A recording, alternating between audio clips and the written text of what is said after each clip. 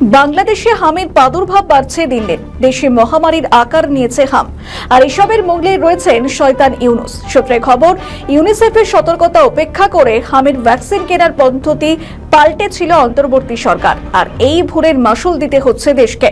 এই রোগ এখন বাংলাদেশে মহামারীর মতো ছড়িয়েছে। হামের আক্রান্ত হয়ে শিশু মৃত্যুর পরিসংখ্যানও কপালে ভাঁজ ফেলেছে ইউনুস সরকারের। অভিযোগ, এই বিপর্যয় ঘটেছে ইউনুস সরকারের সময়। কিন্তু বিএনপি সরকার কি পদক্ষেপ করেছে? আগের সরকারের বিরুদ্ধে কোনো মন্ত্রীকে কি গ্রেপ্তার করা হয়েছে? মোটেই না, বরং এই বিষয়টিকে রাজনৈতিক কৌশলের দৃষ্টিভঙ্গিতে দেখছে তারেক সরকার। সূত্রে খবর, বাংলাদেশে মহামারীর আকারে ছড়াচ্ছে হাম, আর এই সংখ্যাটা ২৫০০০-এর মতো। আর হামে আক্রান্ত হয়ে মৃত্যু হয়েছে প্রায় ২৫০ জনের। মৃত্যুর মধ্যে বেশিরভাগই শিশু। দেশের হাসপাতালগুলিতে বিশৃঙ্খল পরিস্থিতি তৈরি হয়েছে। চলতি মাসের শুরুর দিকে ঢাকার এক ব্যাধি হাসপাতালে অসংখ্য শিশুকে চিকিৎসা দিতে গিয়ে যাওয়া হয়েছিল, যাদের অনেক শিশুই শ্বাসকষ্টে ভুগছিল। হাসপাতালে বেডের সংকট থাকায় অনেক শিশুকে মেঝেতে রেখে চিকিৎসা দেওয়া হচ্ছে বলে প্রতিবেদনে উল্লেখ করা হয়েছে। হাম একসময় প্রায় নির্মূল হয়ে গিয়েছে বলে মনে করা হলেও এটি আবার ফিরে আসছে। কানাডা এবং বেশ কয়েকটি ইউরোপীয় দেশ এখন আর হাম মুক্ত নেই। শুধু যুক্তরাষ্ট্রের এই এক বছর ১৭০০ জনের বেশি হামে আক্রান্ত রোগী শনাক্ত হয়েছে। ২০ বছরের আগেও সংখ্যাটা ছিল প্রায় ১০০। মধ্যপ্রাচ্য এবং আফ্রিকাতেও হামের প্রাদুর্ভাব ঘটেছে। একটি সায়েন্স জার্নালের প্রতিবেদনে বলা হয়, প্রতিষেধক নিতে অনীহা, করোনা মহামারীর সময় টিকাদান কার্যক্রমে ব্যাঘাত ও যুদ্ধের কারণে হাম আবার ফিরে আসছে। ২০২৪ সালে গণ অভ্যুত্থানে শেখ হাসিনা সরকারের পতনের পর বাংলাদেশে হামের টিকা কেনার ক্ষেত্রে অচলাবস্থা তৈরি হয়, আর সেখান থেকেই হামের মহামারীর সূত্রপাত বলে উল্লেখ করেছে সায়েন্স জার্নাল। প্রতিবেদনে বলা হয়, ওই সময় দেশজুড়ে টিকার তীব্র সংকট তৈরি হয় এবং টিকাদানের হার কমে যায়। অপুষ্টি এবং দুর্বল স্বাস্থ্যসেবা ব্যবস্থার কারণে শিশু মৃত্যুর সংখ্যাও আরও বেড়েছে।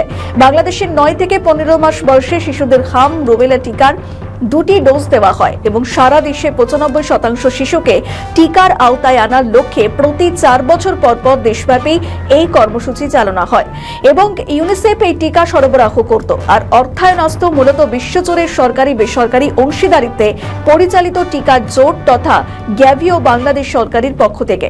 কিন্তু ভ্যাকসিন সরবরাহ পদ্ধতিতে একটি বিতর্কিত পরিবর্তন আনে সে সময়ের অন্তর্বর্তীকালীন সরকার। ২০২৫ সালে সেপ্টেম্বরে অধ্যাপক ডক্টর মোহাম্মদ ইউনুসের নেতৃত্বাধীন অন্তর্বর্তী সরকার ইউনিসেফের মাধ্যমে টিকা কেনা বন্ধ করে দিয়ে উন্মুক্ত দরপত্র বা টেন্ডার পদ্ধতি চালু করে। ইউনিসেফ এই পরিবর্তনের তীব্র বিরোধিতা করে সতর্ক করেছিল। সংস্থাটি বলেছিল, এই পদ্ধতিতে টিকাদান ব্যবস্থা ব্যাহত করতে পারে এবং মহামারীর ঝুঁকি তৈরি করতে পারে। ইউনিসেফের বাংলাদেশ প্রতিনিধি রানা ফলওয়ার্স সায়েন্স জার্নালকে বলেন যে বিষয়টি খুবই হতাশাজনক ছিল। তিনি জানান, অন্তর্বর্তী সরকারের স্বাস্থ্য উপদেষ্টা নূরজাহান বেগমকে তিনি অনুরোধ করেন যেন এটি না করা হয়, আর এবং এই দরপত্র প্রক্রিয়া আমলাতান্ত্রিক জটিলতায় আটকে যাওয়ায় টিকার মজুদ ফুরিয়ে যায় এবং নিয়মিত টিকাদান বন্ধ হয়ে যায় বলে প্রতিবেদনে উল্লেখ করা হয়। হাম, রুবেলা টিকাদানের সম্পূরক কর্মসূচি ২০২৪ থেকে পিছিয়ে ২০২৫ সালে নেওয়া হয়। একটি সম্পূরক কর্মসূচি বাতিলও করা হয়। সরকারি তথ্য অনুযায়ী ২০২৫ সালে মাত্র ৫৯% শিশু হামের টিকা পেয়েছে। চলতি বছরের জানুয়ারিতে মায়ানমার সীমান্ত সংলগ্ন রোহিঙ্গা ক্যাম্পে হামের প্রাদুর্ভাব শুরু হয়ে তা খুবই দ্রুত ৫৪ জেলায় ছড়িয়ে পড়ে। এরপর অন্তত ২১,০০০-এরও বেশি মানুষকে হাসপাতালে ভর্তি করা হয়।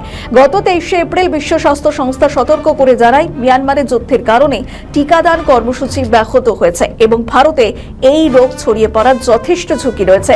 দেশে যেভাবে হামের প্রকোপ বাড়ছে তাতে আগামী দিনে এই রোগকে প্রতিহত করতে না পারলে ভয়ঙ্কর পরিস্থিতির দিকে যেতে পারে বাংলাদেশ।